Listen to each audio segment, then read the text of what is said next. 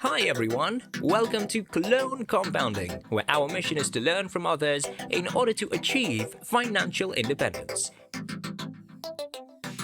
Are you concerned about this current bear market?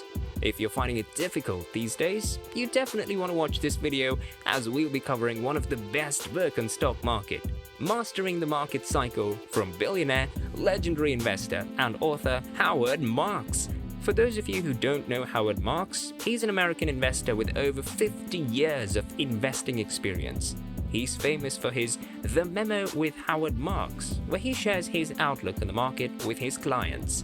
Today we'll be talking about our top 3 takeaways from this book. So let's get right into it. Takeaway 1. The nature of market cycles. Cycles are all over in nature, and we keep seeing them year in and year out. But did you know that markets have cycles? Well, just like the ordinary cycles we see in life, the prices of assets in the market and economy tend to conform to swings. Throughout history, economies and markets follow an up and down pattern called a cycle, which can help us understand what lies ahead.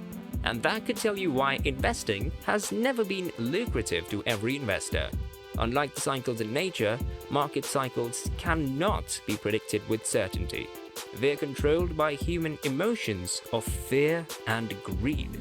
It's surprising that the odds of losing money tend to be highest when everyone else becomes too optimistic. Ideally, high optimism pushes asset prices high, but the odds of better returns shrink. On the other hand, when everyone else is pessimistic, the asset prices tend to be low, and this is when the odds are in our favor to profit when the uptrend begins. Even though you can't predict with certainty the direction of the market, you can have an idea when the market is favorable and unfavorable to invest in at that point. Therefore, the few investors who take time to study market trends over time tend to profit more. Nothing best explains the reason behind this secret than Mark Twain's legendary statement: "History doesn't repeat itself, but it often rhymes." And so, the few who can learn to predict the rhymes in the market gain more. Takeaway 2. Investor psychology drives short-term cycles. The short-term swings in the market reflect the emotions and psychology of investors. People will tend to interpret things depending on how they feel emotionally. When they are euphoric, no matter the amount of bad or good news they hear, they'll tend to hold high optimism and positivity for the market. That means there's going to be a pressure to buy. However, when psychology is negative and markets have been falling for a while, everything is likely to be interpreted negatively, leading to a huge selling pressure, which causes the prices to dip further. This cyclic movement, which is influenced by psychology, keeps recurring over time, resulting in short-term cycles. However, the superior investors are not influenced by psychological excesses, and therefore they do not participate in the market swings. And this explains why they are successful most of the time, because no one can predict the market swings with certainty. Even Isaac Newton, the most intelligent person of all time, still could not time the market. Despite his brilliance, he fell victim to emotions and lost much of his fortune during the South Sea bubble of 1720.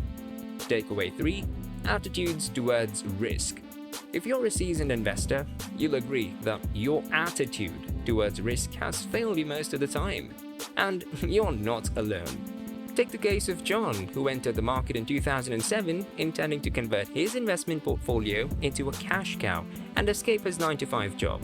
But it seems like John didn't anticipate the 2008 recession, and in just a few months, the market took a hit, and John's assets were trading at negative 50%. John became emotional, and in fear that his investment might be wiped out, he sold most of his stocks at a loss. He couldn't wait to see his hard-earned money getting washed down the drain. But it seems he should have stayed with his stock and even invested more money, because just 1 to 2 years later, the economy was in recovery mode and stocks started hitting new all-time highs. As fundamentals kept favoring stocks and prices kept surging, more investors started to join, and John also wanted to make a profit from his euphoria, so he decided to join again. But John is just confused about whether to put in more money or take out. His desire is just to know exactly whether we're going into a bull or a bear market. Sadly for him, no one can tell with certainty what's going to happen in the investment world. Bonus takeaway: long-term growth is driven by fundamentals. Now, as much as the short-term growth is driven by psychology, the long-term growth is driven by fundamental factors like birth rate and rate of productivity improvements, etc. Therefore, if the population grows faster, the GDP will grow even more. Similarly, if productivity is rising, the economy is expected to grow, but if it falls, the economy is likewise expected to fall. However, along the longer secular upward trend are short-term cycles. And that is enough to prove that the market is not consistent from year to year, as you and I might want to expect. So that was it for today, guys.